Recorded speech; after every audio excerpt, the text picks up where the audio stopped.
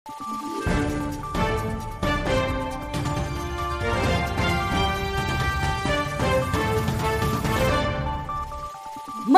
araw, Pilipinas! Ito ang Valiente News hatid sa inyo ng Office of the Vice President.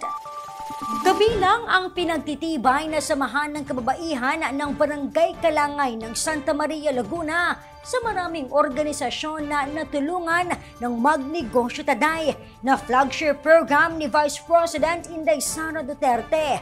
Kumusta na kaya ang kanilang sinimulang negosyo?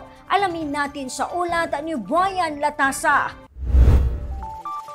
Hamon noon para kay Nanay Laling ng Barangay Kalangay sa bayan ng Santa Maria, Laguna ang pagbili ng bigas dahil sa layo ng kanilang lugar mula sa sentro ng bayan. Meron pong may nagtitinda dyan pa kilo-kilo.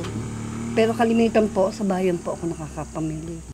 Kung kaya't laking tuwa ng nanay na nagkaroon ng sariling bigasan ang kanilang organisasyon o ang pinagtitibay na samahan ng kababaihan ng Barangay Kalangay sa tulong ng programang Magnegosyo Taday. 150,000 pesos ang ipinagkaloob sa kanila na puhunan mula sa OVP. Sa ngayon, mas madali na rin para sa mga miyembro ng organisasyon ang pag-utang o pagkuha ng bigas. Ang una po ay ako'y bumibili muna. 2 beses po akong bumili. Tapos ngayon may 2 po akong utang. Pagka ako may pera, binabayaran ko agad. Saad pa ng nanay, malaking tulong para sa organisasyon at sa mga miyembro nito ang natanggap na livelihood grant mula sa tanggapan ng pangalawang Pangulo. Abay, napakalaki pong tulong. Kasi po ay ito nga, nakakapagpaluag nga sa aming mga miyembro. Saka sa iba pa. Na, halimbawa, ako bilang miyembro, pwede din yung mga anak ko na aking pangalan ang gamitin. Kaya napaka-alwan po sa amin yan.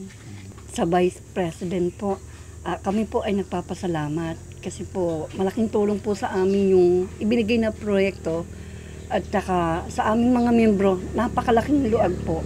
Talagang napaka-blessed po talaga namin. Hindi kami nahihirapang kung sa bagahoy ay ligtas gutom talaga kami. Yun lang po. Marami pong salamat. Mula po dito sa bayan ng Santa Maria, Laguna, ako po si Brian Latasa, ang lahat para sa Diyos, bayan at pamilyang Pilipino. Valiente News. Siyam na civil society organization naging benepisyaryo ng Magnegosyo Taday program. Pinagtitibay na samahan ng kababaihan ng Barangay Kalangay ng Santa Maria, Laguna, kabilang sa mga ito.